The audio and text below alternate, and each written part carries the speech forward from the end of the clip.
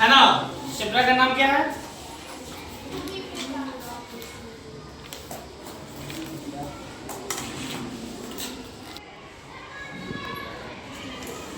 भूमि, मृदा, जल, प्राकृतिक,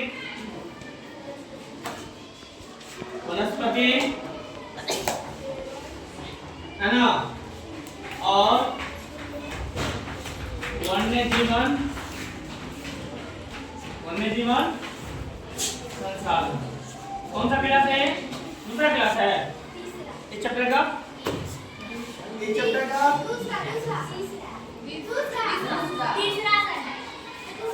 यानी पार्ट 3, ठीक है। इससे पहले 2 क्लास हो गया था। आज हम जानेंगे भूमि उपयोग के बारे में। स्पष्ट बात है, भूमि उपयोग का मतलब क्या होगा? भूमि का उपयोग करना आप किस स्तर पर करेंगे, थोड़ा ध्यान दो। भूमि का उपयोग विभिन्न कार्यों के लिए किया जाता है। ये सबको मालूम है। जैसे कृषि हुआ, वानिकी। वानिकी का मतलब यहाँ लिखा दिया है वनों और वृक्षों का रोपण। मतलब क्या, कैसे उसको रोपना है और कैसे उसका संरक्षण होगा, है ना, यानी देखभाल होगा, है ना, यही बात है। तो कृषि, वानिकी, खनन, सड़कों और उद्योग की स्थापना साधारण तौर पर क्या कहलाता है? भूमि उपयोग कहलाता है। और भी क्षेत्र में होता होगा, नॉर्मली एग्जांपल में लिख देना, ठीक है। आगे ध्यान दो। भूमि का उपयोग भौतिक कारकों द्वारा निर्धारित किया जाता है, जो हमको किस क्षेत्र में करना है या नहीं करना है। उसके बाद जैसे हम देखो स्थलाकृति, मृदा, जलवायु, खनिज और तेल की उपलब्धता के लिए इसका उपयोग किया जाता है, ठीक है। उसके बाद ध्यान दो, मानवीय कारकों जैसे जनसंख्या और प्रौद्योगिकी भी भूमि उपयोग का क्या है? प्रतिरूप के महत्वपूर्ण निर्धारक है। वानिकी के बारे में बता दिए, जो कैसे रोपना है, कैसे उसका संरक्षण देखभाल करना है ना, सुरक्षा प्रदान करना है। वैज्ञानिक प्रबंधन मतलब क्या, साइंटिफिक तरीका से क्या करना है, उसको मैनेजमेंट करना है ना।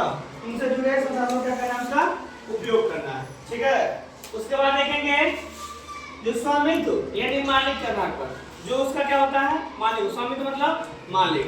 तो स्वामित्व के आधार पर भूमि क्या है? 2 प्रकार के होते हैं, एक तो निजी भूमि और एक सामुदायिक। निजी मतलब हो गया प्राइवेट, यानी अपना, यानी जिस भूमि का मालिक मात्र एक आदमी हो। और सामुदायिक मतलब क्या हुआ? ग्रुपिंग, है ना, मतलब एक से या 2 से अधिक आदमी क्या हो, उस भूमि का स्वामित्व हो, यानी मालिक हो। ये क्या हो जाएगा? भूमि 2 प्रकार का, एक निजी, एक सामुदायिक या चलो हटाओ सार्वजनिक, यही मान सकते हैं। निजी भूमि व्यक्तियों के स्वामित्व में होती है, और सामुदायिक क्या हो गया? इसमें सामुदायिक व्यक्तियों क्या होता है? हिस्सेदारी होती है। मतलब 2 या 2 से अधिक आदमियों का क्या होता है? हिस्सेदार होता है। भूमि से जुड़े हुए 2-3 क्वेश्चन लिखा दिया ऑब्जेक्टिव के तौर पे। उसमें पहला क्वेश्चन है भूदान। भूदान आंदोलन के प्रणेता यानी नेता कौन थे? लीडर कौन थे? विनोबा भावे। कौन थे? विनोबा भावे। उसके बाद देखना है जो काली मिट्टी को रेगुर मिट्टी भी कहा जाता है। और इसमें खेती किसका होता है? खास करके कपास की। किसकी? जिससे हमें क्या होता है? बस 2 मिनट के बाद सरकार किस प्रकार की मिट्टी सबसे अधिक क्षेत्रफल पर क्या होता है? पाई जाती है। तो कौन सा मिट्टी है वो?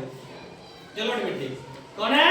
जलोढ़ मिट्टी। ध्यान रखना है। सर एगो बचले है। उसके बाद ध्यान दो, जो भारत का पुनर्वास अधिनियम समानता किस स्तर पर लागू और प्रबंधित होता है? वो था राज्य सरकार, स्टेट गवर्नमेंट के, है ना। अब ध्यान देना है, जो भारत के कुल क्षेत्रफल के कितने प्रतिशत वहां पर क्या होता है? मैदान है, तो 43%। इसको अच्छा से याद कर लेना, ठीक है। 4-5 ऑब्जेक्टिव क्वेश्चन हो गया, भूमि उपयोग हो गया, अच्छा से याद कर लेना।